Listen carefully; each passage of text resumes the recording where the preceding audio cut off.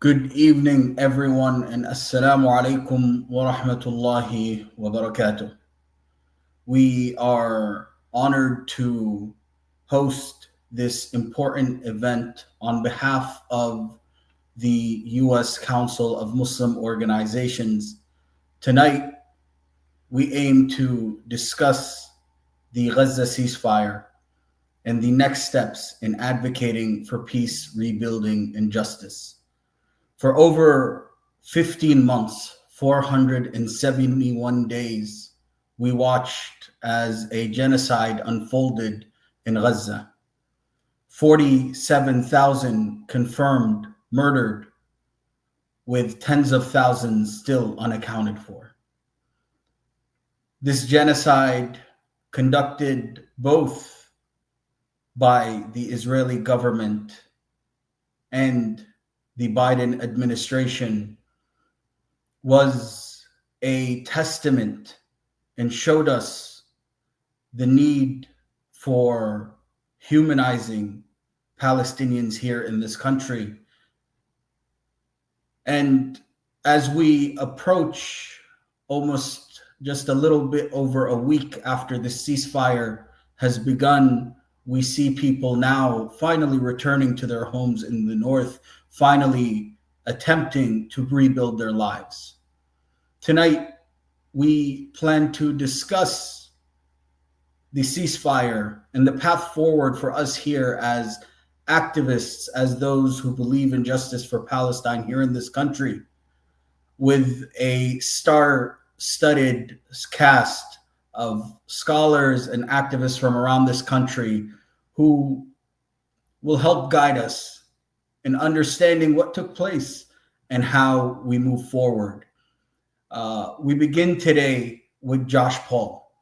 Josh Paul is a former State Department employee who resigned due to the Biden administration's refusal to stop arming Israel during the genocide. He was the first employee, first member of the administration to step out. We thank him for everything he's done. Josh Paul, now a human rights activist, the president of A New Policy. Josh Paul. Thank you, Mohammed, for that very kind introduction. It's really an honor to be with you. And thank you, of course, to AMP, AJP Action, CARE and CARE Action, and of course the US Muslim Council for pulling all of this together. So this first panel is a political analysis of the ceasefire and keeping the peace. And I think it's probably useful to just start with a quick review of what the ceasefire agreement constitutes.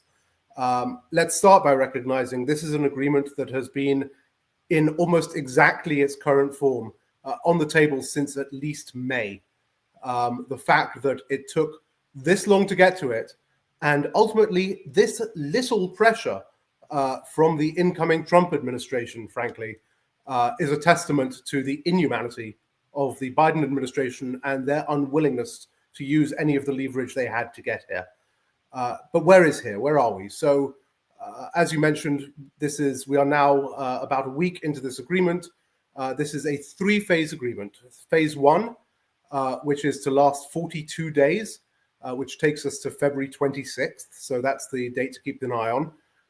Involves the release of some of the Israeli hostages, women and children in particular, for Israel to release 1,900 of its Palestinian hostages, or Palestinian political prisoners, I think is also a useful term to use here in terms of how the world thinks about political prisoners, for the admission of humanitarian aid, and for IDF withdrawal from populated areas and the Netzarim corridor, but not from the Rafah corridor at the bottom, at the south of Gaza, or from its borders.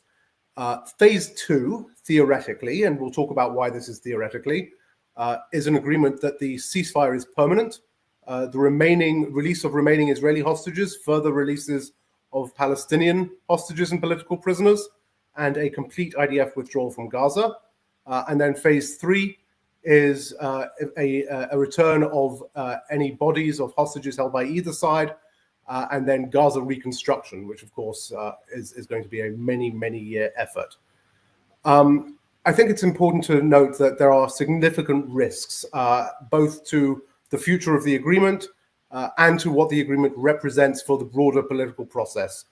The most immediate question is whether we are going to get to phase 2 on February 26th.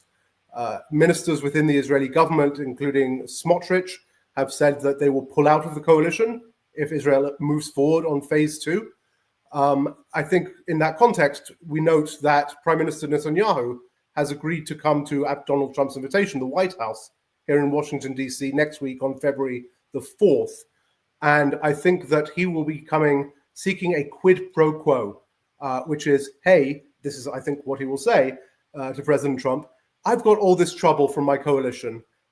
If you want me to be able to move into phase 2 of this ceasefire, you're going to need to do things for me.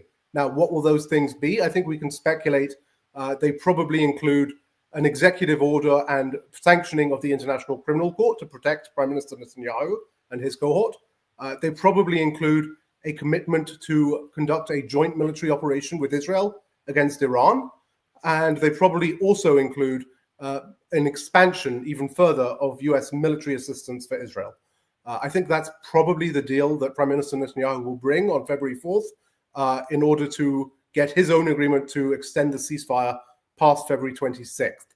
And so I think we all need to be thinking about what we make of that sort of a deal and how we can convince the administration, the Trump administration, that it is a bad deal and that America has the leverage in place to force Israel, to push Israel to extend the ceasefire agreement beyond, into phase 2 without agreeing to these things. Final thing very quickly is, of course, the ceasefire is also, and has been for many months now, a distraction in some ways. Yes, it's vital. Yes, it's urgent. Yes, the flow of humanitarian assistance is vital. But nothing has changed in the underlying political dynamic of the Palestinian situation.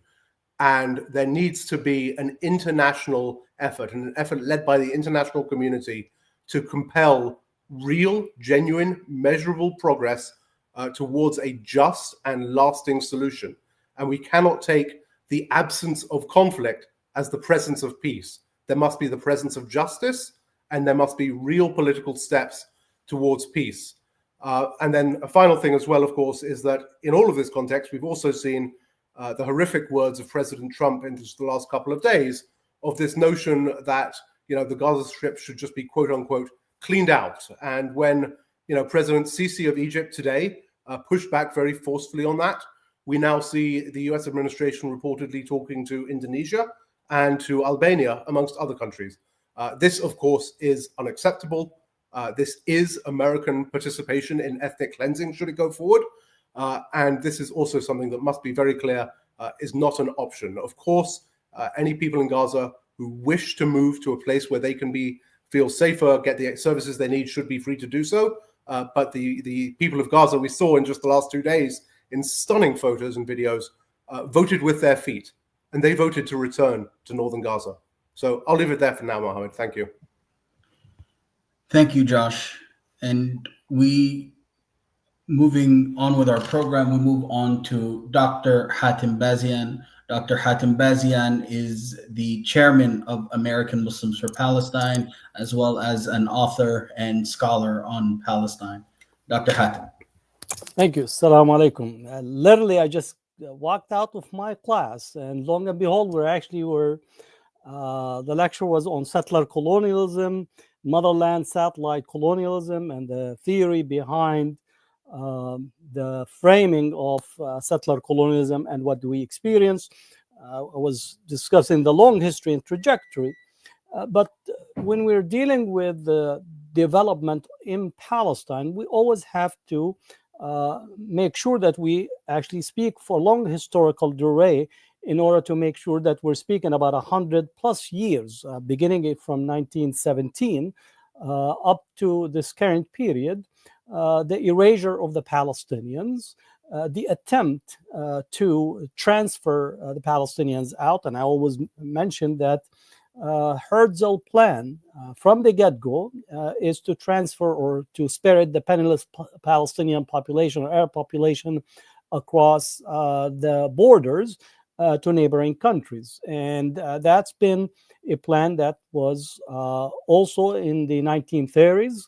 The transfer plan that was put forth by the major Zionist parties and organizations in Palestine. It was attempted in 1948 with the Nakba, committing at the time, at least what we have documentation, of 120 massacres that were committed to force the Palestinians out and cause them to flee, whether fleeing into Gaza, where the majority of the population are from the 1948, or to flee into Lebanon, where they are still living in refugee camps, and then continuing with the attempt of 67, another expulsion taking place. So the idea of transferring the Palestinians out is a constitutive part of Zionism, of Zionist ideas, plans, and finding, quote, a solution to Israel's problem, which is this notion of demographic problem. During the Oslo Agreement, there was one of the committees was to deal with the refugee, the multi-party or multilateral committee on refugees, and the participating countries, their plan of dealing with the Palestinian refugees was not the right of return, but actually to try to ease the pressure in Israel by seeing if countries take some Palestinian refugees here and there. And I think what we need to focus on, this notion of erasing, bypassing, transferring the Palestinians, has to be dead on the water, whether it comes from Biden, Trump, Netanyahu, or any of the figures in here, whether it's civil society, academia, and so on. So that's a first principle that we have to deal with. The second is what is after the ceasefire. The ceasefire is a momentary step that with the exchange of hostages, both on the Palestinian side and on the Israeli side. But what we need to assert that all of the difficulties that are there and the challenges are there is directly an outcome of the attempt to erase, bypass, and expel the Palestinians out of their indigenous home and indigenous land. The fact that we're witnessing the images of almost 250,000 to 300,000 walking back into northern Gaza is a sufficient, not if there's evidence needed, but sufficient clue and image for anyone that attempts to bypass the Palestinians. And as we are witnessing this in front of our eyes, the idea of asking Egypt, Jordan, or any countries, Albania or Indonesia, to be a co-participant in the ethnic cleansing is beyond even comprehension, let alone being planned. I do, again, understand that Biden, even in his own early stage engagement, wanted to see if Egypt or Jordan, at the time they were selling this idea of a temporary moving Palestinians. But as we understand, there's no such thing as temporary when it comes to the Palestinians and the plans for erasure and the attempt to bypass the Palestinians, including the Abraham Accords, which I'm going to set aside because that's a different conversation altogether. What do we need to do in here? And I think that is the very critical question. One, I do think that we have to continue to be not only doubly active, but quadruply active on the Palestine front. I don't think we could rest. We could actually feel that since there is a ceasefire, that this is what is taking place, and the Palestinian struggle is coming into a sense of normal. We have to understand that the normal is the abnormal in the sense of what is taking place, not only in Gaza, but we know exactly that in the West Bank now, the whole attack on Tulkarem, on Jenin, in parts of Nablus, on Balata refugee camp, even the attempt to erase whole villages right next to Beit Lahem. So what we have is to understand that this is a full press. So we need to continue to engage simultaneously. Second, we need to begin to actually make and expose the linkages that is occurring, that AIPAC should not have its say in determining U.S. policy and U.S. outcome in relations to the region. And it's not coincidental that Miriam Adelson was just right there in the inauguration, right behind Trump, having center stage, somebody that actually paid $100 million to support Trump's campaign on the premise of asking Trump to annex the West Bank, at least area A and B. So we need to actually expose AIPAC, Miriam Adelson, and all of the parties that are pushing for to literally reward Israel, reward the settlers, reward the genocide and those who engage in genocide by allowing or permitting this annexation. So I think we need to make sure that that is part of our discourse and our engagement, and to actually begin to ask politicians to commit themselves to not taking a penny from AIPAC while exposing these linkages, including the current grouping that is pushing and asking for this. Third, I do think we need to recommit ourselves to a broad strategy on the PDS front, the boycott, divestment, and sanction, but more importantly, to actually begin to challenge major retirement funds that have purchased Israeli bonds and purchased and invested in Israel as a way to try to provide Israel economic support. And I do think that for many of us who have retirement funds that from at least public institutions, we do have legal standing to actually say that these institutions are not actually following fiduciary responsibility by investing and putting our money in a state and a political leadership that is under the ICC facing a genocide, which means that these funds might be liable in the long run. So we need to take the PDS with companies very clearly, but also move and actually direct some of our attention in the PDS movement on the front of retirement funds and retirement account. Lastly, and I think others will add, I do think that we have a major responsibility to continue to collect and document and provide as much information so the genocide that have taken place will be something that will be at least documented, challenged, and I know that there's many efforts underway for public tribunal on Gaza, but I think part of the public tribunal is collecting the evidence and documenting the evidence, and just to say positively that this was a genocide that was live streamed. So there is much evidence, but it has to be organized, categorized, testimonies and primary sources received, translations from Arabic for some of the individuals and families that are impacted. And that would require a large amount of volunteers and commitment of our own civil society, our own communities, in order for us to actually make sure that the genocide will be taken into account, those individuals who committed the genocide, those who were complicit, those who have taken a part, which also involves academic institutions that have remained silent. So part of it is actually bringing all these resources and materials to the forefront to be able to be at least understanding that this documentation and this advocacy on the genocide front is a non-stop, but it actually needs that work to be undertaken. So thank you, and let's continue our work. Thank you, Dr. Hatem, for those words and for helping us look at the bigger picture in this moment.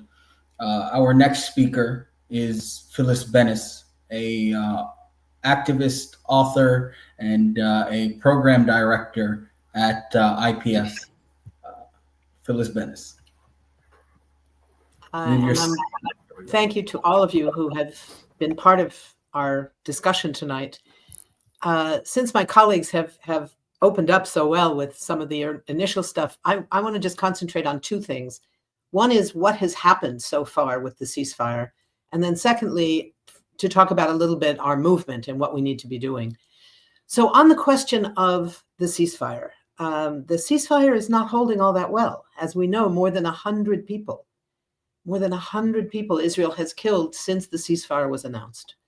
So the notion that this is stopping the killing is not yet underway. There has been an improvement, obviously. There is now humanitarian goods being allowed in. We don't know for how long that will last. We don't know what will happen on the 30th, at the end of this week, when Israeli laws prohibiting any engagement with UNRWA go into effect, whether it will continue to be possible to get that material into Gaza. So what has all this meant? Israel has certainly not won the war that it has been waging, the genocidal war that it has been waging. It didn't win its early goals. Remember, its early goals, even before October of last year, Israel was working on a goal of emerging as a normal part of the so-called Western democracies. It was going to be right up there with Europe, the US, Japan, South Korea. It was going to be just one more in the normal sense. That's done. That's no longer the case. The legitimacy war that Israel has been waging for so many years, they've lost it through this genocide. And I don't think they're going to be able to reclaim that position. They were also working on the Abraham Accords, trying again to normalize their relations with Arab countries, particularly leaning towards, can they get the crucial relationship with Saudi Arabia? It looked like the Saudis were a little more interested than they had been in the past. That's done. That's not going to go forward at this point. And the specific goals that they set right after October 7th, when they said, our goal is to eliminate Hamas. Well, that has not happened. Hamas survived. Too many people inside Gaza have not survived. I'll get to that in a minute. But the goal that Israel set for itself militarily was lost. They have had a qualitative loss of legitimacy in this legitimacy war, especially among young people, most noticeably here in the United States, but also around the world. An extraordinary statement, many of you may have heard it, from the outgoing US ambassador to Israel, Jack Lew, who was talking about the influence of social media and the international media, the effect of genocide. And he said, you go to the international space in the media he's talking about, all you see is the civilian impact in Gaza. That is absolutely crucial. And what it has led to has been a massive shift in US public opinion, to the point where now 61% of Americans across this country and 77% of Democrats say that the US should send no more arms to Israel. That's extraordinary. We've never seen anything like that before. In the Senate, we saw 40% of the Democrats in the Senate 3 weeks ago saying no to an additional set of approvals that Biden had made of new weapon shipments to go to Israel. Those 19 senators who voted no on those letters, it was not enough to stop it. But we have never seen that level of opposition coming from officials in Congress. So there's been a giant shift. It's very much a generational shift. Again, something that Jack Lew said. He said, and I quote here, Joe Biden is the last president of his generation. He's talking about in the United States. You can't ignore the impact of this war on future policymakers, not the people making the decisions today, but the people who are 25, 35, 45 years old today, and who will be the leaders for the next 30 or 40 years. That's where we're seeing the change. That's huge. So Israel is losing and has lost enormous credibility on a global scale. I don't think we can say that the Palestinians have won this war. Hamas survived, yes. The triumph of Samud, the ability of Palestinians to survive, has been an extraordinary thing to see, but too many people did not survive. The allies of the Palestinians are weaker in some ways in the region. They were never very helpful allies to begin with, but they are weaker now. And we are seeing that Trump is encouraging, as we've been hearing already, the ethnic cleansing of Gaza. The invitation, I absolutely agree with what Josh was saying about the invitation to Netanyahu. Netanyahu would be the first foreign leader to visit Trump in the White House. But the US was already supporting ethnic cleansing. This is not new. It is more overt. It's more clear. But as we see the 350,000 Palestinians going back to their homes, what they are finding in the north in particular, but in southern Gaza as well, Gaza has been turned to rubble. And what is going to happen, we still don't know. The reconstruction of Gaza under occupation, because under the best of conditions, if all three phases of this ceasefire hold, which is a big question, but if they do hold, they will remain with Gaza under occupation, besieged. It will not end apartheid. So there is still an enormous amount of work to do. But what have we accomplished? And this is what gets to the movement here. And this is what's so important for all of us. We have a stronger movement than we have ever had before. And there are now two parts to that movement. The Palestinian rights movement that has been around for decades is stronger than ever before. It has gained enormous influence, and it is bigger and stronger than it has been. And separately, the ceasefire movement, which is broader than any Palestinian rights movement we've ever seen in this country, where literally hundreds of thousands of people, probably millions of people at this point, consider themselves in some way part of the ceasefire movement. The discourse will never be the same as a result. One of the things that ceasefire movement did, along with a kind of message discipline that the Palestinian rights movement was only sometimes capable of maintaining, but that ceasefire movement kept the focus on ceasefire even while redefining what ceasefire means. So at the beginning, ceasefire meant stop the bombing. But now, ceasefire means far more than that. Ceasefire, the ceasefire movement, what it stands for, what it demands, only starts with stop the bombing, stop the tank fire, stop the attacks. Then it goes to the massive level of humanitarian aid that has to get in. Start funding UNRWA again. Stop the Israeli efforts to prohibit UNRWA from doing its job. All of that is number two. And number three, stop the arms transfers. Stop selling, stop giving arms to Israel. There has never been this level of public support, public demand for ending military support from the United States to Israel. This is extraordinary. When you combine that with the loss of Israel's credibility and legitimacy around the world, the fact that in the International Court of Justice, it is now being held accountable for the possibility of genocide as well as for crimes against humanity in the International Criminal Court. Our movement's job is to strengthen the work of those courts, strengthen that global movement in the context of this newly challenged international legitimacy that's pretty much over for Israel, strengthen the movement for Palestinian rights, support all three parts of the demands of the ceasefire movement, broaden it, as we were hearing from Hatem, the BDS movement needs to be strengthened. We need to build the anti-apartheid component of all of these movements, and we need massive solidarity to help Palestinians rebuild their lives that have been so shattered by this. And the last thing I will say that I think is going to be a new challenge for us. There is a huge movement rising right now against the ravages that in just 1 week we have seen coming from the new president in the White House, that are destroying people's lives and threatening to destroy more lives across this country, lives of immigrants, lives of poor people, lives of trans people. In all these ways, we are seeing enormous attacks, and there is an enormous movement rising to meet that challenge. We are part of that movement, and our work in support of Palestine needs to take place in the context of that movement. We are not outside of it, saying, you people work on stopping what Trump is doing. Our job is Palestine. Our job is part of that same movement. And we need to link our movements together. We have clear links with the immigrant rights movement, with the legacy peace movements.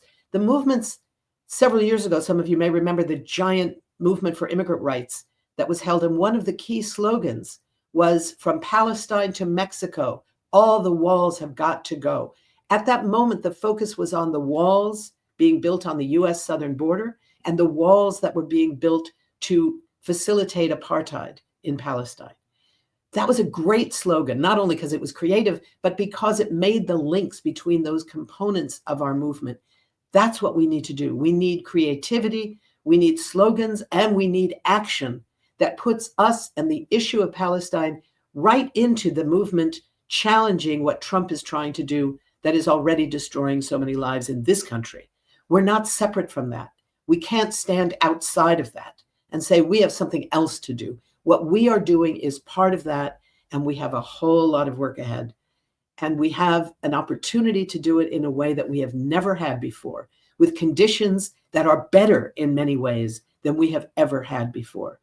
And we have a lot of people counting on us and a lot of work to do. Thank you. Thank you, Phyllis. And just to echo that, there has never been a moment since 1948 where we have seen this much public support for Palestine here in this country. We've seen the movement for justice in Palestine grow incredibly over the past 15 months. Moving on to our next speaker. Our next speaker is Nihad Awad, the Executive Director of CARE. Good evening, brothers, sisters, friends of Palestine, friends of justice. We're talking about the ceasefire. Is it a ceasefire? Or is it a pause of the bombing and the killing on the Palestinians? Is it permanent or temporary? We, you, and many people, especially the Palestinians, they wish that it is permanent. But we've seen all the attacks on Gaza. They were just pauses for the past, 16 years. Every 2 years, they will launch a major attack on Gaza. This has been the biggest, in addition to the siege on the whole strip of Gaza. But right now, while the bombing and the killing has paused, what the Palestinians are doing, if you do not see the news or you see maybe some images here and there, but just to get you a feeling of what's taking place on the ground. As everyone said so far, that hundreds of thousands of Palestinians are going back on their feet. Most of them, the overwhelming majority of them, are walking on their feet and carrying all their belongings on their head, especially men and women. And children are just carrying also whatever they can. And I like exactly what Josh said. The Palestinians are speaking and voting with their feet. And this is the biggest response to a crazy idea by Trump that, it should be cleaned out. I think he should clean out his head from bad and wrong ideas. Palestine is for the Palestinians. I heard an older lady today, when she was asked, what's your feeling? She was just carrying a whole package on her head and just walking. And she was just like, breathing hard as she was walking. And the reporter asked her, what's your feeling? She said, this is the best feeling in my life. She may have lost so many members, and maybe many members of her family were injured, and maybe her home is destroyed, but she's walking maybe towards the destroyed house. It could be miles, it could be dozens of miles, but she's not given up. And that's really the spirit of the Palestinian people. In the next few days, as we have seen, they are not only going to their obliterated homes and infrastructure and schools and even hospitals, they're going to be digging their loved ones. Many of them have decayed. Many of them maybe have disintegrated. They will be digging up bones of their loved ones, their children, their husbands, their wives, their sisters, their siblings, their cousins, their family members, maybe their neighbors. So much memory, so much human stories are there. They're overcoming all of this because they are going to feel the victory that everyone has been seeing on national televisions and social media. Let me say this. Israel obviously has destroyed Gaza, has obliterated Gaza, has killed and maimed hundreds of thousands of people. The infrastructure, the schools, places of worship, especially hospitals, municipalities, every aspect of civil life has been destroyed by the state of Israel strategically and systematically. So they really destroyed Gaza. They broke the infrastructure and the structure. But as you can see from the faces of the Palestinians throughout the 14 months and in these days, the Palestinians have not been broken.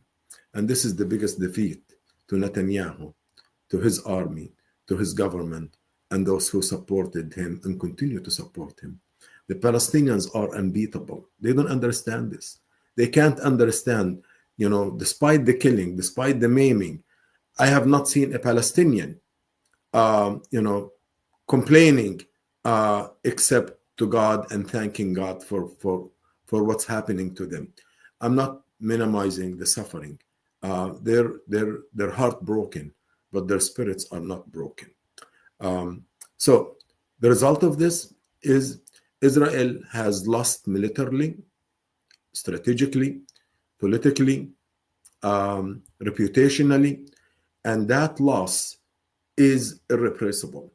It will take Israel generations, and it will not succeed to erase the images that the world has seen the true face of the state of Israel. And as has been said, the shift in the public opinion is profound, not only among young people, but also middle-aged people and voters. Definitely the 11 million people who did not vote for the Democratic presidential ticket. Yes, some of them are Muslims and Palestinians, but the rest of them are just human beings who knew that Gaza was on the ballot. And recent polls have shown that Gaza caused the Democratic leadership to lose the elections. And Trump was the one who really pushed for the ceasefire. And I'm not defending him, by the way, had Kamala Harris won the election, the genocide would have continued. Why? Because they do not value humanities. Doesn't mean that Trump values humanities, but Trump knew how to win the election. When he visited the community in Michigan and Hamtramck 4 times, Democrats dismissed the complaints, the threats from the Muslim voters and young people around the country. They dismissed them and they favored the pro-Israel PAC money, and that cost them a lot. This is the first time where AIPAC and its affiliates and the millions of dollars did not help the presidential candidate. And that is a lesson for Democrats to reckon with. And for the leadership, it is an opportunity for them to start changing course. And Palestine has become and should be a partisan issue. I hope it should not be. It should be a bipartisan issue. That justice for the Palestinians, human rights for the Palestinians should be a bipartisan issue. But today, especially for Democrats, they have to decide if they will continue to be losers. And they have a chance to reconsider and put human lives above lobbying money and bribes that they have been used to taking from the pro-Israel organizations. I'm moving forward. I was asked to talk about challenges facing the pro-Palestine movement. But before I talk about that, it is more important that we have to celebrate the growth of the pro-Palestine movement and protect these successes and add on them. Even under the Trump administration and Republican-controlled House and Senate, we have a lot of room to work with to consolidate the successes that we have and normalize free Palestine and human rights for the Palestinians. Make it normal that ending the U.S. military aid to Israel is an American agenda, is in America's interest. And we have to fight for this and we have to promote for it. Also, we have to expand our BDS work. Do not give up. It is working globally. It is working in the U.S. And that is one of the biggest weapons the pro-Palestine movement around the world have. And Israel and its allies fail, even here in the United States. They passed legislation to prohibit punish people who are part of the BDS movement. We have sued the state of Texas twice, and we have sued other entities, and we succeeded on First Amendment free speech grounds. So BDS is one of the most strategic and effective tools that Israel and its allies cannot win, because it is up to us as buyers, to choose what to buy.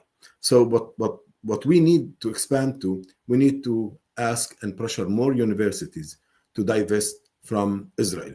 We need places of worship, more churches, more synagogues, to make sure that they divest from the state of Israel. Corporations, religious institutions, even entertainment industries. Whoever has the potential or already working and making business with Israel, they have to be pressured to stop that. In addition to that, we just want to make sure that our towns, cities, and states divest from the state of Israel. We have a long way to go, but it has been working. And let's normalize the BDS and ending apartheid as the world community managed, especially in the United States, to end apartheid through economic and political pressure. Finally, I would say there are a couple of challenges that the pro-Palestine movement may face, but also they have to think about it strategically, is HR 2425 that gives it has not passed, but it will be reintroduced for sure under Republican control House and Senate. This bill is designed to empower the Secretary of Treasury to take away nonprofit license from organizations, mainly those who are pro-Palestine. It might go into effect maybe sooner than later, but our approach to it should be in terms of calmness. We have to be diligent. We should not be afraid. It is designed to intimidate you because you have been powerful and effective. The only way they can just silence you is these intimidating tactics. But despite that, you have to make sure that you adopt the best nonprofit practices as an organization. Make sure that your books are solid, that you have an auditor. And if you feel that you are the target of this law, if it becomes a law, immediately contact an attorney. Contact CARE, and we are ready to help you. The last thing I would say is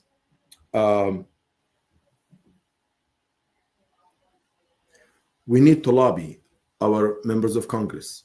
I just came back from a meeting with physicians and medical professionals who came from Palestine. We need to lobby our members of Congress to allow humanitarian aid into Gaza, medicine, medical equipment, and humanitarian and medical missions, because there are hundreds of thousands of Palestinians who are injured. And lastly, as we advocate, we have to make sure that normalizing peace and justice for Palestine should be done with ending and lifting the siege on Gaza, and have an independent, democratic Palestine on the land of Palestine, not in other places. Thank you. Thank you, Nihad. We now transition to Maryam Uddin.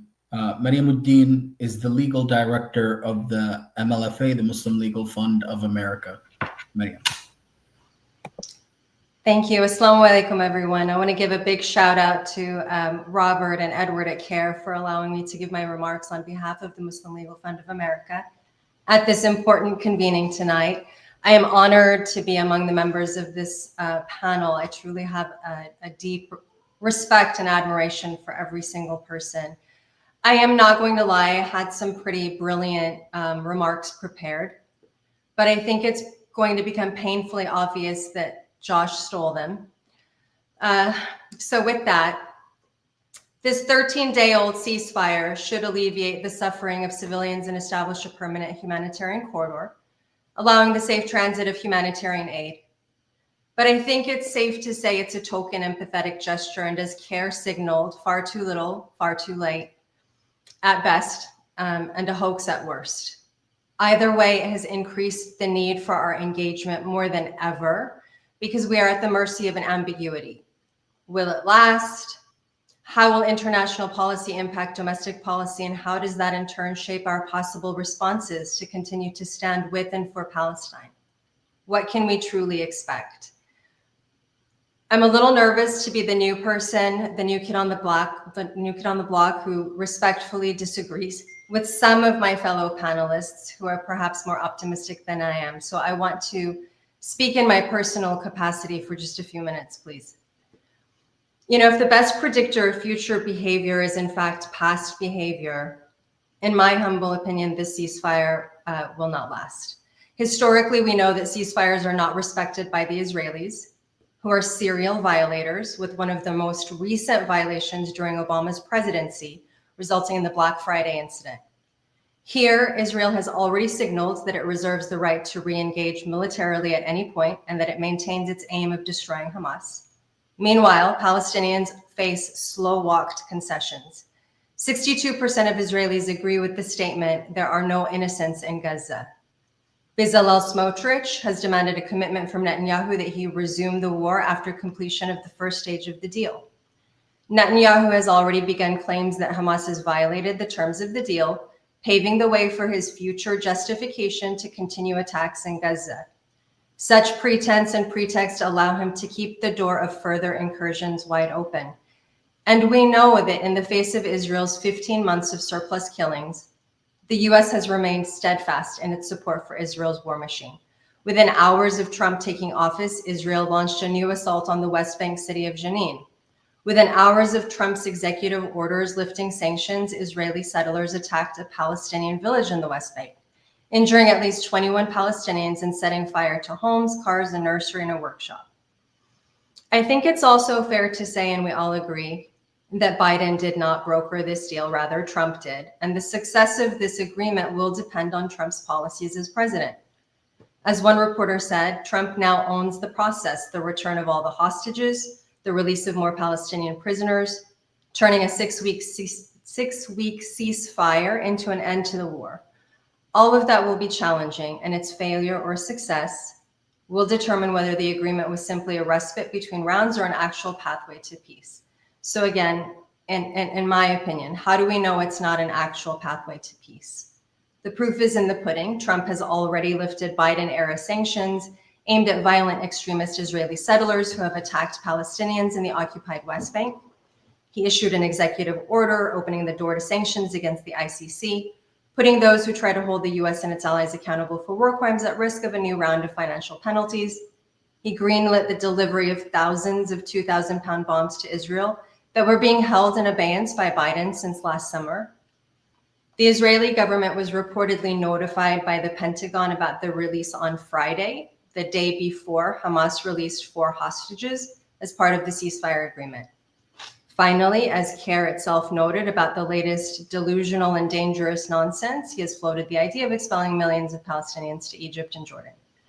We would be fools not to see the writing on the wall. The only thing that really stands in the way of the ceasefire not falling apart, and I defer to the experts on this panel, so forgive me, but the way I see it are those 91 Israeli hostages remaining in Gaza as of last Thursday.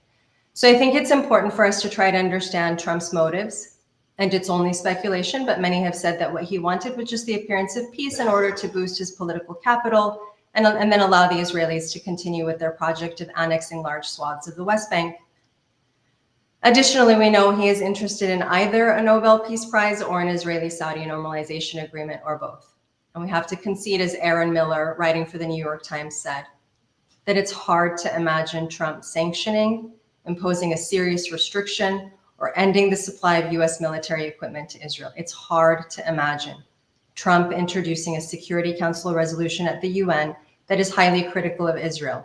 It's hard to imagine Trump joining more than 140 other countries in unilaterally recognizing Palestinian statehood. So we have to look at what will remain unchanged even as a result of this ceasefire. Israeli military attempts to continue to seize territory, deepening its 76-year military occupation and the expansion of its settlements, Israel's reservation of the right to keep attacking Palestinians, invoking the age-old tried and true must be self-defense, credible and growing allegations of genocide, attacks on the West Bank. What else will not fail us in this time? Inshallah, Palestinian resistance and insistence on self-determination.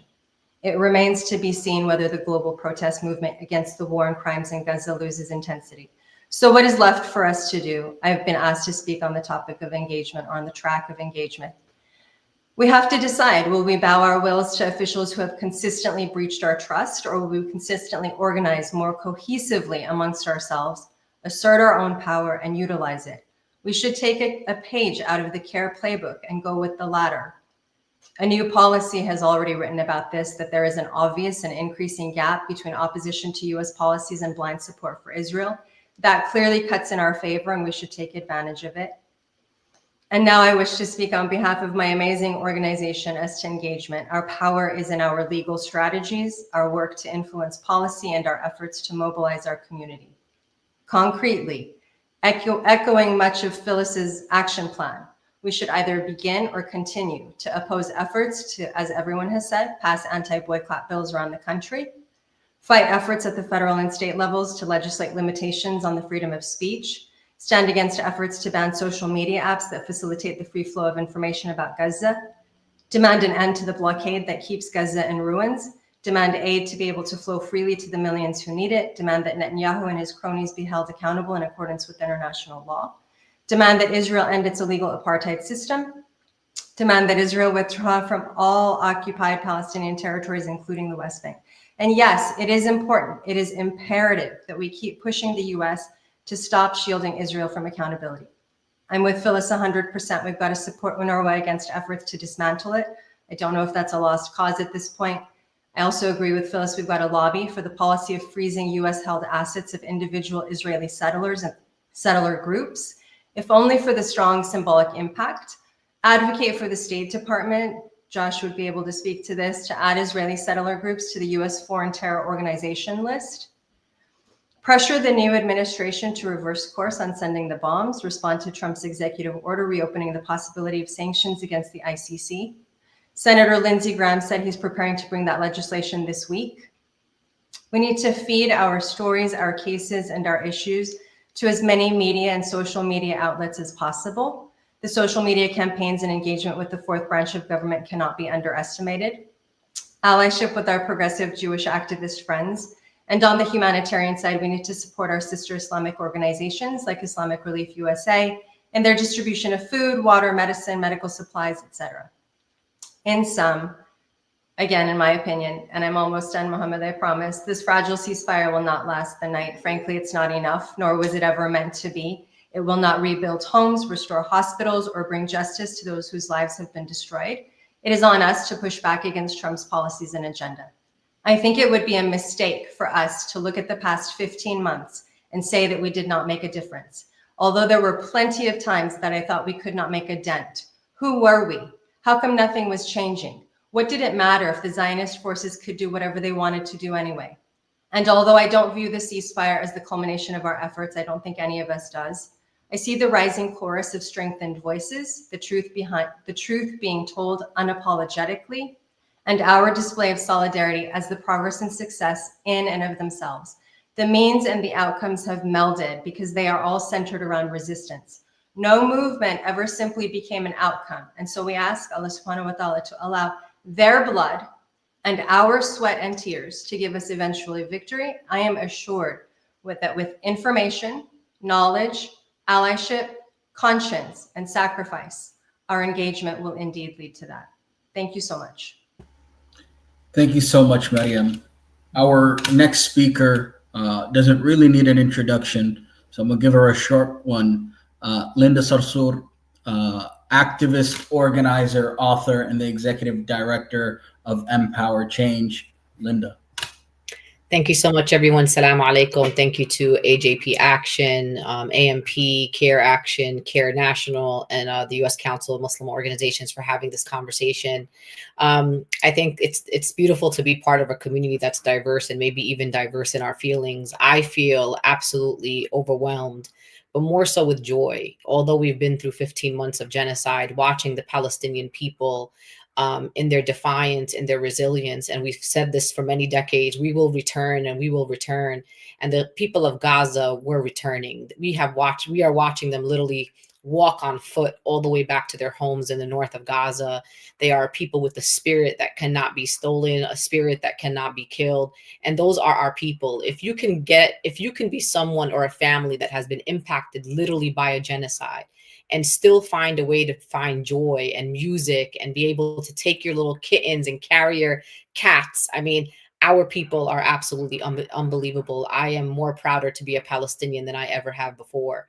We do have a lot of work ahead of us. The challenges are there. But when have there not been challenges for the Palestinian people? When have we seen a time of peace for the Palestinian people? It's been 76 years of a brutal military occupation. Our people went through Nakba, they went through Nexit, they went through different military onslaughts. We have checkpoints, divided families. We have a separation wall. We have an open air prison in Gaza. We have restricted travel of our people from inside and outside of Palestine.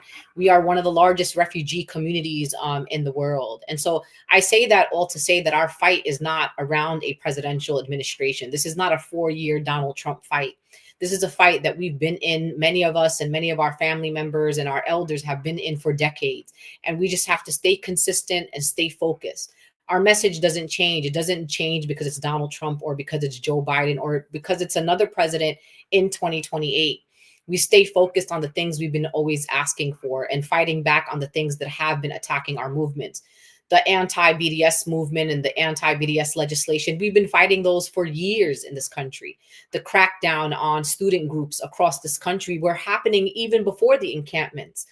There are entire school groups that were little dismantled on campuses like Fordham University. And I remember the days of our dear brother, Alan Levine, who was representing our students in court right here in New York City. So I want people to kind of understand here that our fight has not changed. Our rigor, our diligence in our fight has not changed. But we're also going to be in other fights. And we have to understand that our fight is central to the many fights that we're going to be seeing across this country under an administration like this one. And we have to make sure that Palestine remains part of the conversation. And that's the job of organizers and activists and organizations that are part of coalitions. And that's my role and my job. I have fought for the rights of immigrants and refugees in this country for the last 25 years, and I'm not going to stop now. And the Palestinian people have never been a people that have been just about Palestine. They have shown solidarity to the Syrian people. They have shown solidarity to Black Americans who have been killed at the hands of law enforcement here in the United States. They have shown solidarity to activists here in the US. They have recognized our activism and organizing and advocacy for them all the way from Gaza in the middle of a genocide. So for me, moving forward, I'm thinking about more coalition building, deepening our relationships, continuing the fight for Palestine on a local level. You know, folks have already brought this up. There are still college campuses and student organizations who went right back to campus this past semester and revitalized or started or continued their divestment campaigns. And just recently, there have been a few wins just within the last few weeks that I've been privy to on the internet. And it's beautiful to see our young people are still organizing. I'm also going to say this, all politics is local, and that's kind of where my philosophy has been for the last 25 years. We all have local elections. It's not just about who's in Congress or who is the next president of the United States. It's also about who your local representatives are, who your comptroller is, who are the people that are, watchdogs for your retirement funds. Those are people also who have power, calling on them to divest from Israeli bonds, for example. You know, who are the mayors of your city? For example, in New York, we got some very exciting races coming up in 2025. What races are happening in your local area? The more that we develop people and leaders and elected officials on a local level who are committed to the most marginalized people, who are committed to protecting our immigrant communities, who are committed to standing with all communities justly and equally and fairly, this is how you start building. It always starts at the bottom and it trickles up. And that's what I'm committed to, and I hope you are committed to. So I would suggest that you figure out who's running locally. There are a lot of incredible, I'll give you an example. You know, in New York City, we have a mayoral race there's going to be a Democratic primary primarying our current mayor. Our current mayor has been unapologetically pro-Israel, even during genocide. He is someone who right now is literally colluding with the Trump administration around some of the mass deportation initiatives that Donald Trump wants to implement or is implementing in some places around the country. And we have people who are going to primary our mayor. And usually in New York City, the mayor usually gets 2 terms. This one's about to get 1 term. And one of those candidates that's running against Eric Adams in New York is a young Indian American, Ugandan-born Muslim named Zohran Mamdani. He is unapologetically pro-Palestine. And also, he happened to be one of the champions of a piece of legislation in the New York's legislature. Of course, that has not passed yet, but the conversation around it has been incredible and courageous and important around sanctioning New York organizations who support settler organizations in illegal settlements in Israel. And that's important because there's a lot of folks who are operating under nonprofits and doing things that are not in the purview of being a nonprofit. So again, there are exciting local races happening across the country, and I want people to focus there. But I also feel like people need a political home. There's too much information every day. Donald Trump did this. Donald Trump signed this legislation or signed this, executive order. And I think you need to be part of an organization. So if you are not part of an organization, join organizations like AMP, join organizations like CARE, like Empower Change, so you could stay informed about what's happening around you, so we could help translate some of what we're hearing, so we know what is accurate, what is not accurate, what is hyperbole, what is something that is actually implementable. Because this type of administration, they are master manipulators, masters of chaos and disinformation, and we want to make sure that people feel like they can get information and they can operate from a place where they are well informed. And also, I'll say that there are some challenges that are going to be coming up that we have to be aware of. For example, this nonprofit killer bill that folks had defeated prior to Donald Trump coming in. Now we have a trifecta, meaning that we have a Republican Congress, a Republican Senate, and also a Republican White House. This bill is going to come up again, and it could be very likely that it could pass, which could hurt pro-Palestinian advocacy organizations or any group that shows any support for Palestinian human rights. And so we need to be all careful. People need to make sure that they are diligent and vigilant about their finances, that folks' books are in order. We don't know what this government is capable of. So we just got to make sure that everybody's good to go, because we know that what we're doing is the right thing. We are not afraid. We're going to continue to stand up for the Palestinian people, and we're going to fight for our neighbors right here in New York, in Chicago, in Texas, wherever you live. We're going to fight for our neighbors. And lastly, I'll just say this, a message to folks here. The one thing that is not helpful at all in this moment is to continue to be upset or salty about an election that already happened. It already happened. Millions of Americans stayed home and did not vote in this past election, and we have to reflect on that.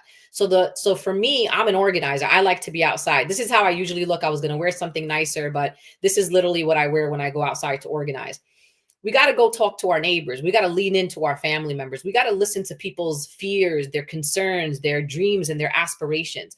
We cannot continue this partisan work. We cannot continue my team, their team, those people, these people. We are all a community, regardless of what our, where we lean ideologically. There are people in our communities that care about whether or not their children are getting high quality education. They care about having access to healthcare. They care about making sure that they have living and fair wages. There are a lot of things that bring us together. And sometimes we're just going to have those courageous conversations with our neighbors so that we never find ourselves in this situation ever again. I think for me, a lot of what we're seeing today of this, mass, I don't even know what to call it. It's like an avalanche of bad executive orders in the last week. A lot of that I blame on Democrats and the Democratic Party that brought us here. I don't blame individual voters around this country who did not feel like they belonged to any party, and they felt unheard. They felt marginalized. They felt like nobody cared about them. And many of them stayed home. And I think now they're starting to see what that meant for them. But at the same time, I'm not going to sit here and blame my neighbors for the moment. I'm going to move forward, and I'm going to organize, and I'm going to build infrastructure, and I'm going to think about what Palestine needs for the next 10 years. Because again, this is not a 4-year fight. This is not a us versus Donald Trump fight. The fight for Palestinian freedom has stretched decades, and we have much more to go. And the only way that we're going to do this is together. So I'm very grateful to be with all the folks that are here on this call. Thank you so much for your words, Linda. I feel like every time we're able to be in your presence, it's a breath of fresh air. Maybe it's that Brooklyn in you, but appreciate it. Our next speaker is Bassem Al-Qarra. Bassem Al-Qarra has served as the executive director of the Sacramento Valley Central California office. Is both nice weather, mashallah, for CARE. He is originally from Gaza. He has lost over 113 family members in the massacres resulting from the ongoing genocide in Gaza. Bassem is the only Muslim to have sued both Trump and Biden. In 2017, he sued Donald Trump to challenge the Muslim ban, and recently sued Biden, Blinken, and Austin for their complicity in the ongoing genocide in Gaza. Recently, Bassem has transitioned to become the National Executive Director of CARE Action. Without further ado, Bassem. Thank you. Assalamu alaikum, dear community. I want to thank all those that protested, that pressured their elected officials at all levels to support ceasefires, those that were out in the encampments. And just want to say that the people of Gaza were paying attention, are still paying attention, and we are their hope. In Mawasi, on their tents, they put the names of the universities that held the encampments to show their solidarity. And for the first time since 1948, Palestinians have returned en masse. We saw the Lebanese returning to the south. Our people are resilient and should inspire us all to continue the fight for political justice. But we can't get complacent. The West Bank is on fire with daily pogroms. And how will we ensure that this genocide stops? Now, I'm going to talk briefly about our community's political response and our next steps. So most of our community, we're used to 501c3 nonprofit organizations. So in this context for CARE, the 501c3 empowers, protects, and mobilizes the community. But 501c3s have limitations, right? Limited lobbying, cannot endorse candidates. So the Muslim American community needed a new entity to unify and coordinate our political efforts. So we took CARE California Action that was launched in 2019, and we took it national, rebranded it under CARE Action after the genocide. We built sustainable infrastructure with a 501c4, CARE Action, a political action committee, a PAC with CARE Action PAC, and an endorsed super PAC. Alhamdulillah, we have an experienced team with decades of political advocacy, lobbying, and PAC experience. We've traveled from cities around the nation, met with leaders and activists from coast to coast. And I want to thank my dear sister Linda, who was instrumental in helping us around the country. We've had mergers with other organizations. We're in talks with national organizations to unify and merge our efforts. The mission is simple: to engage, educate, and mobilize Muslim voters, train emerging leaders, and champion policy priorities that enhance the well-being and representation of Muslim communities. So we're working in education, coalition building, advocacy, lobbying, and endorsements. I want to say, for the first time in our community's history, the CARE Action team last year worked with over 100 leaders and activists on the ground and did endorsements in 16 states. 16 states. And our community had, alhamdulillah, major victories against AIPAC last year. Just in one race in Southern California, the community helped defeat an AIPAC member of Congress by 654 votes. I repeat, 654 votes. So your vote does matter. And many seats now are won by around 1,000 or 2,000 votes. Local races are won by just a few hundred votes. Now, I'll just say this. I don't blame our community for not being as involved in the political process. Over the years, there was no organization at a national level doing these endorsement guides, telling people who to vote for. Me as an elected official, I even sometimes have to call some friends and ask, hey, who do we vote for in this judicial race? So we can't expect the average community member to do all this research and figure it out on their own. So now, alhamdulillah, there's no excuse not to vote and build our political power. We have experts on the ground that are working with community leaders and activists to come up with these endorsement guides. We want to go from 16 to, inshallah, almost every state in the country, inshallah. The PAC, why a PAC? So, because a C4, 501c4, cannot raise money for elected officials and candidates. And this is going to allow CARE Action PAC to host fundraisers for candidates and elected officials around the country in an organized fashion, in a strategic fashion, to support and protect our allies. Now imagine when we have, inshallah, 50 chapters around the country working with one strategy at a national level, but also locally to be the margin of victory at local and state levels, inshallah. We inshallah will no longer be taken for granted. You look at the IMEU recent poll that was released just this past week that showed the folks that voted in 2020 that did not vote in 2024. And the number one reason for that was genocide. Genocide is not good politics. And so we have to keep pushing, and we have to keep pushing that narrative that's the reason why the Democrats lost. Now, I have some good news to share. Now, just in this past few days, there's a big election happening for the DNC chair. Now, every single candidate for DNC chair has agreed to establish a Muslim caucus. So we can ensure that our community has a voice at the table. And alhamdulillah, and our community has the power, and we must wield it at every opportunity, inshallah.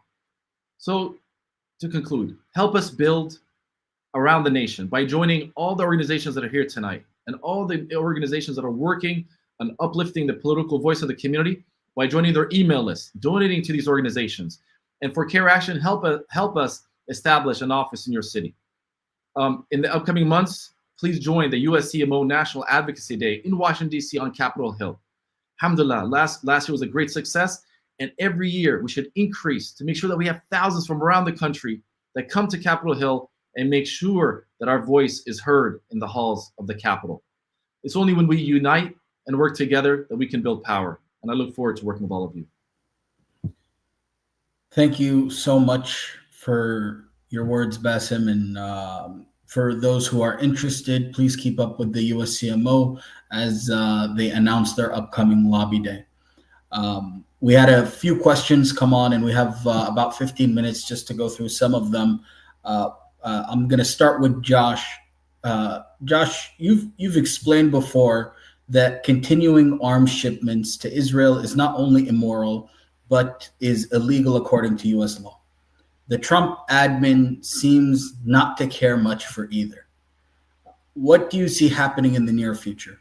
Will we see resignations from the Trump admin as we did under Biden's, or will this genocide continue, or will they continue, or will they leave because of this ongoing genocide if it continues after the 42-day mark has passed?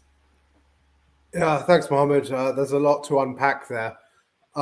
So I think the first thing I would say is that I would not expect a significant shift in US arms transfer policy, or for that matter, security assistance policy towards Israel under the Trump administration. When the Trump administration decided to pause all foreign assistance, it paused all foreign assistance except for military financing for Israel and Egypt. And I think that, for example, right now, there are $8 billion approximately worth of arms sales pending before Congress that I expect President Trump will move into formal notification in the near future. So I don't know that there are going to be any significant shifts there. When it comes to resignations, so the Trump administration sent out an email today from the Office of Personnel Management that went to every federal employee that basically gave people an offer that said, you can, if you want to keep working from home, you can submit your resignation effective the end of September, and we will keep paying you until then. Now, Senator Chris Murphy has already popped up to say quite rightly, there is no law that permits that. Don't trust it. And I've heard from people in the State Department who received that email today who've said, this is probably just a way of sounding out where the quote unquote weak links are in order to fire them. So yes, there will be a lot of people leaving government in the coming days, weeks, and months. I think those who wanted to leave government because of the US actions in Gaza and support to Israel's genocide there have already left. Sure, there will be some for whom that is yet another contributing factor, but I think that the debate has shifted, unfortunately, in the sense that now this is going to be a much broader debate about President Trump's policies. And I think that's not necessarily a terrible thing in the sense that this is an opportunity, as others on this panel have said, to build coalitions. There are going to be a lot of people who didn't speak up in the last 15 months, who need people to speak up for them now. And that is the opportunity for us to stand together. As Benjamin Franklin said when he signed the Declaration of Independence, we must all hang together, or most assuredly, we will all hang separately. And so it is by building those coalitions with federal workers, with immigrants, with migrants, with the African-American community, with all sorts of communities across America who are going to be going through a hard time.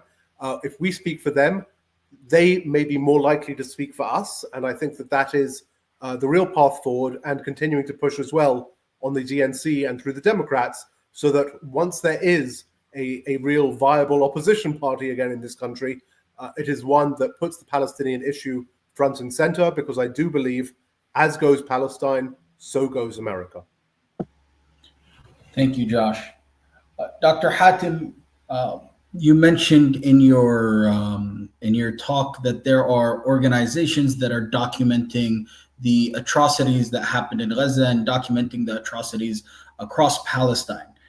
What organizations are doing so, and how can people like us support their initiatives?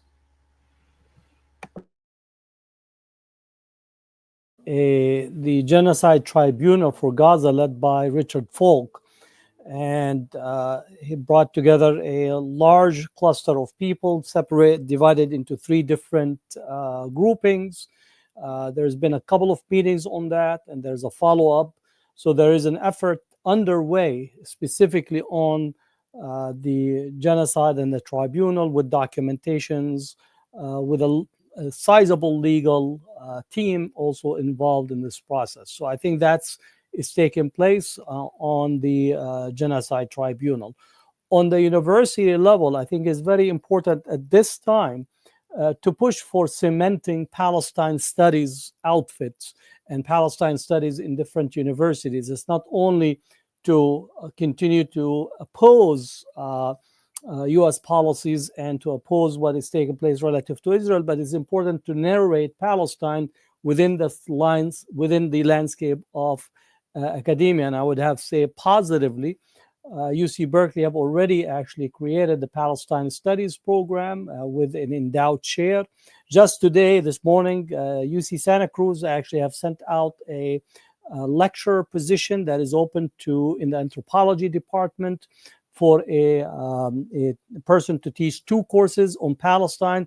These are very, very important, because it actually begins to actually create the intellectual, the academic productivity that will have a long-term shape in there. So I think it's very important, as we speak about the genocide on the tribunal and the documentation, part of that is actually training and providing the space for incoming students and incoming new generation to engage in Palestine in ways that is very, very different, but is also grounding in research and grounding in work. Because I do think that the genocide issue will be with us for 15 to 20 years. If we just followed the Bosnian genocide and what took place, in terms of the Rwanda genocide and what took place. So it actually involved many different tiers to it. So I think that's how we need to think, rather than think of a day or 2 or a month or 2 or even a year or 2. I think it's very, very important to have this long-term lens to it. And I do encourage people, if you are within the landscape of academia, within a university, don't fall for just, we're going to give you a halal service in the cafeteria at the university just to address anti-Muslim, anti-Palestinian racism. I could find about 23 halal restaurants around the campus. What I need is actually transformative change that takes place within academic institutions. So take Harvard to task, take Yale to task, NYU, all these universities who basically they like their Palestinians on the side or Muslim on the side. No, we need to be center stage, and those are the things that you need to demand and ask for as we move forward. Thank you, Dr. Hatem. Nihad, you've been a leader in the Muslim community for more than 3 decades. You've experienced and gone through some of the most tumultuous periods in U.S. history and helped navigate these challenges with the American Muslim community. What is different about this moment, this genocide in Gaza, in comparison with what you've experienced before and what you have worked through before? Well, that's a big question. Well, many things actually. This is an unprecedented genocide.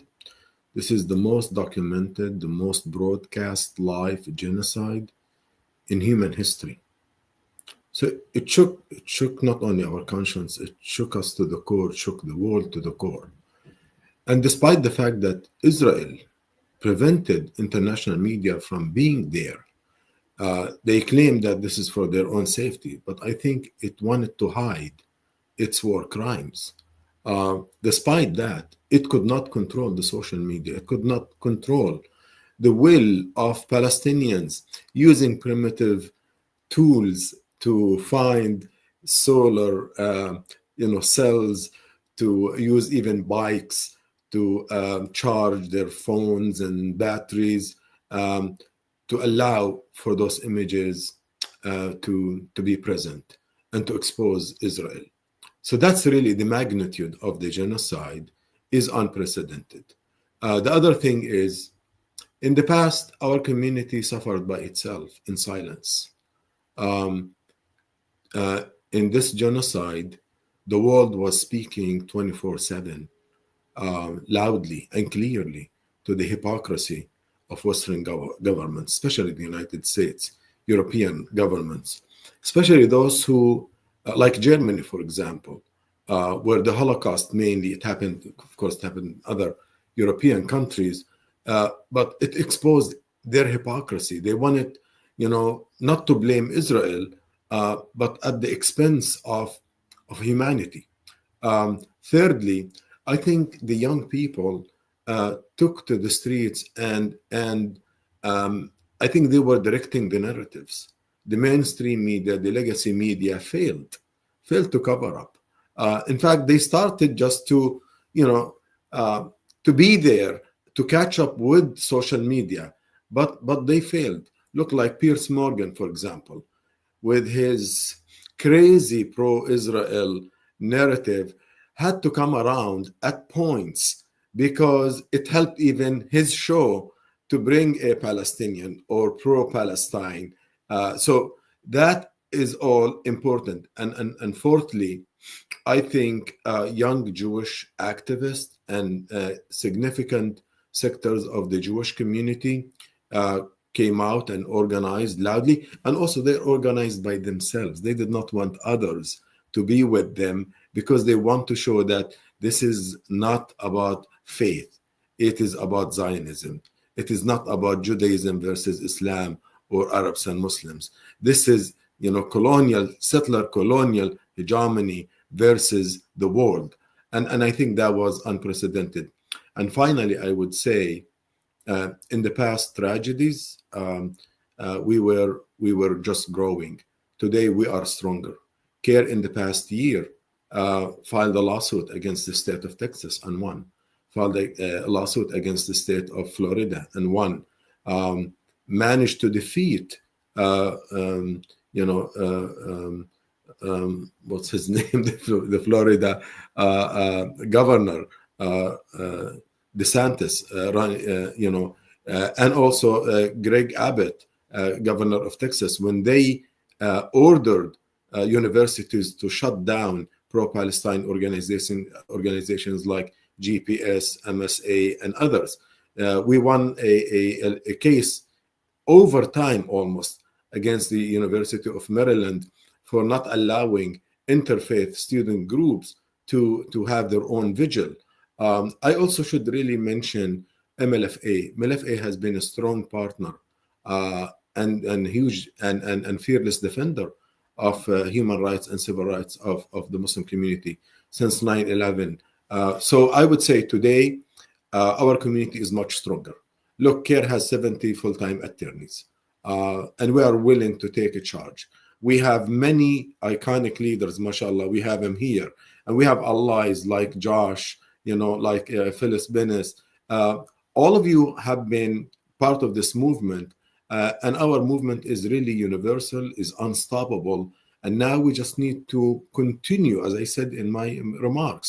We have to pass legislation, and we should not give up if we get defeated. I mean, I was trying to Google, Thomas Edison, how many times he did, his experiment. Of course, he did not repeat it the same, but he changed, different ways, maybe 1,000 or more times. And look, the light that we are enjoying for centuries all over the world, in our homes, in our factories, in our schools, in our hospitals. That is the power of not giving up. And I think our movement is not giving up and has seen the fruit of its struggle. Thank you, Nihad.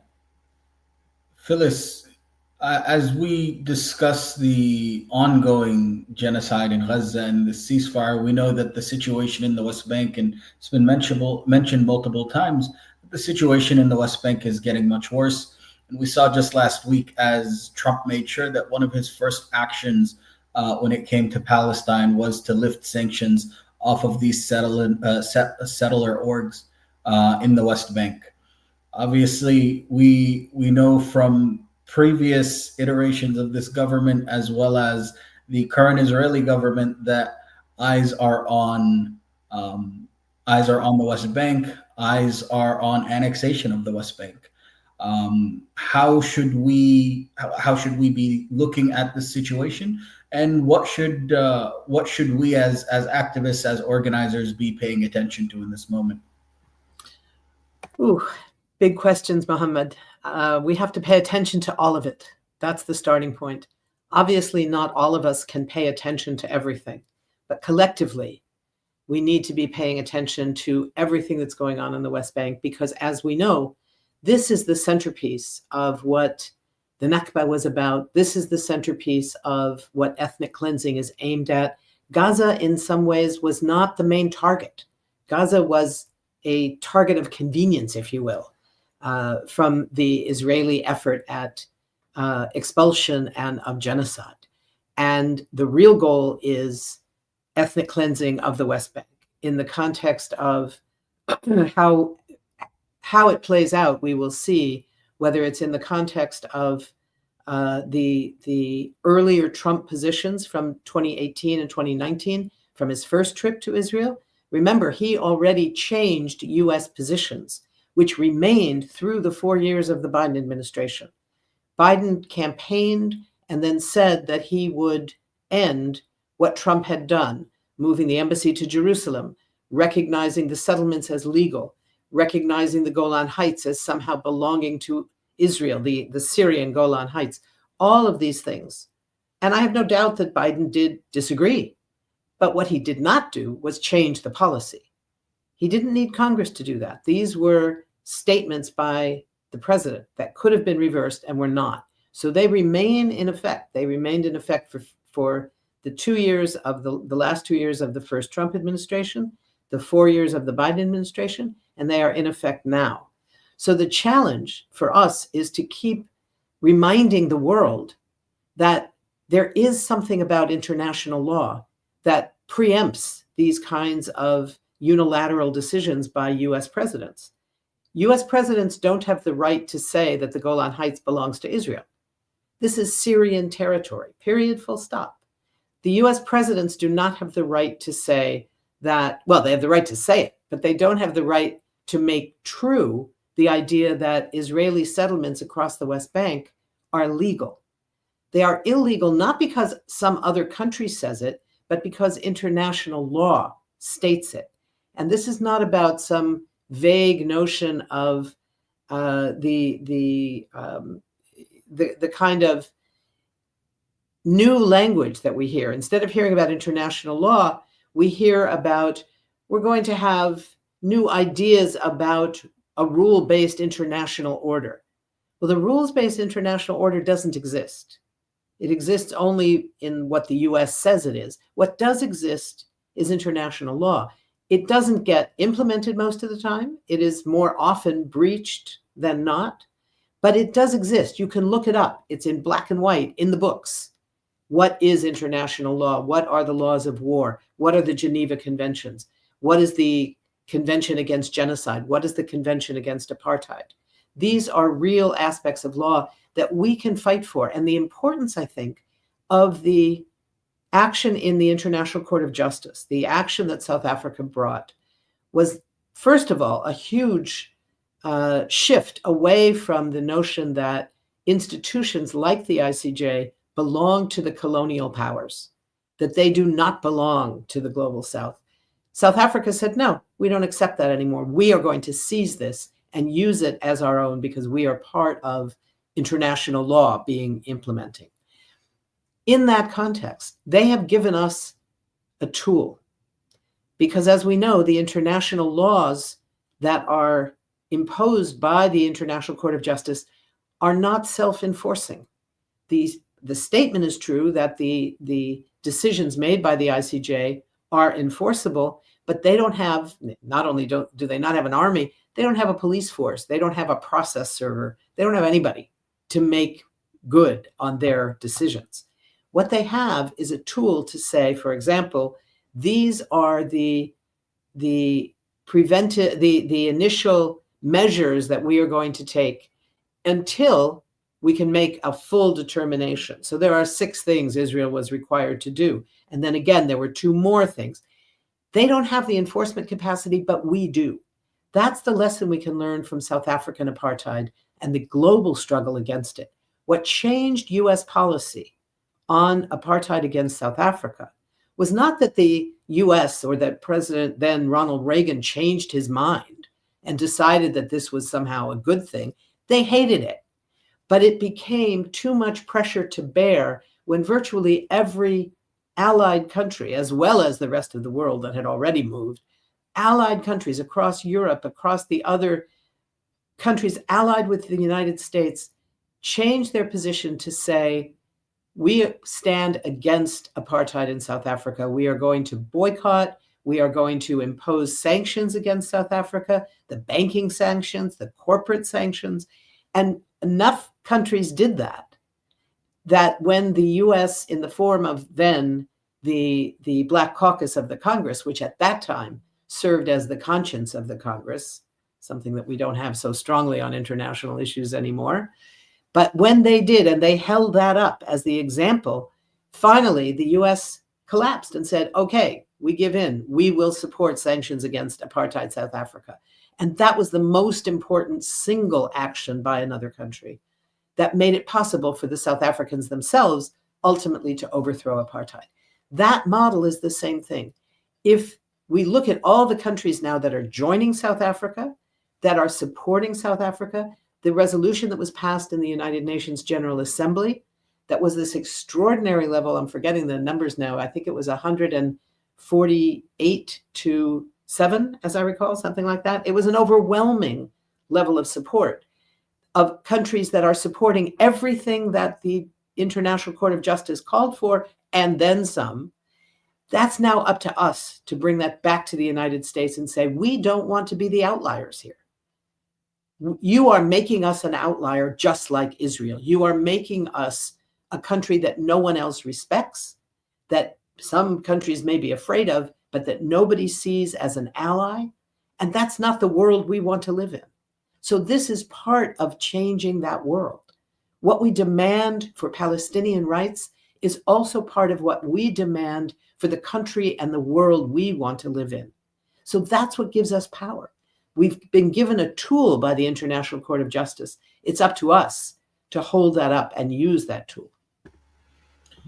Thank you, Phyllis. And surprisingly, we are at the end of our time. We have one more question before we go.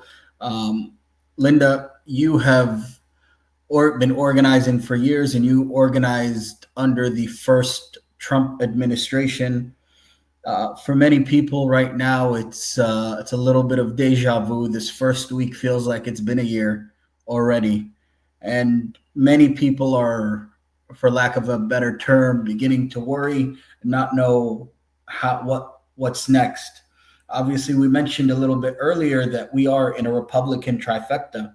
How can we, as Muslim Americans, as minority Americans who are being targeted, effectively organize and advocate under this Republican trifecta? And what are the key considerations that should be made as we are navigating this political landscape? Thank you, Mohammed. I did organize under the first Donald Trump administration. I always tell people I was alive then and I'm still alive, so that I'm a survivor of Trump 1.0. I'll just say this, and I said this earlier, really it's always about organizing locally. And I think one of the moments in my organizing career that I'm very proud of is actually not the Women's March or things of that nature. People think it's always the more flashy things that people see. It's actually during COVID. I was so proud to be part of mutual aid networks here in New York City, being able to take care of my neighbors, being able to go buy groceries for the elderly and those with disabilities and on my street. And I was so proud of the work. And it wasn't just me, it was thousands and thousands of people across the country who took care of one another. And that's what we're going to do in the next 4 years. They're going to, you want to strip people of food stamps? Well, I'm going to feed my neighbors. I'm going to make sure that at least the people that are around me are not going to go hungry. I'm going to make sure that my local city council commits to remaining a sanctuary city, that we're going to protect our immigrant families. We're going to develop networks here and we're doing this already across the country. If God forbid any of our undocumented neighbors or parents are taken away, that we're able to take their children, we're able to be into contact with their families, making sure that these children find safe havens, that the government doesn't take these children, and put them into the system. We got to stay local. We got to be leaned into what's happened on a very hyper local level. Do not be overconsumed by news that's coming out of the media. A lot of it is going to be clickbait, and we have to be responsible people, especially advocates and activists, and not share things that are not verified. And I wrote a post today to just in general, saying to people that we have to make distinctions about things that are happening. Do not scare our undocumented families. Don't instill fear in them. Don't just put out a post that ICE is on this corner and that corner just because you saw it on the internet. If you have not verified it yourself, if you have not been in touch with an immigrant rights organization that is monitoring these things, or local elected officials that you trust in your community, do not put this information out. So a lot of the next 4 years is going to be about us streamlining information and making sure that we are not spreading disinformation on the internet. It's going to be about hyper-local organizing and building relationships with our local mosques and churches, making sure that they continue to be safe havens for undocumented people and other marginalized people.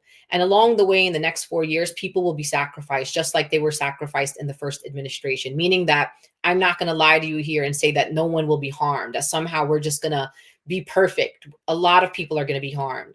And that is going to be an unfortunate and an outrageous, and it's going to be a tragedy. But you know what? This country has been in many tragedies. We have seen outrageous moments of injustice in this country.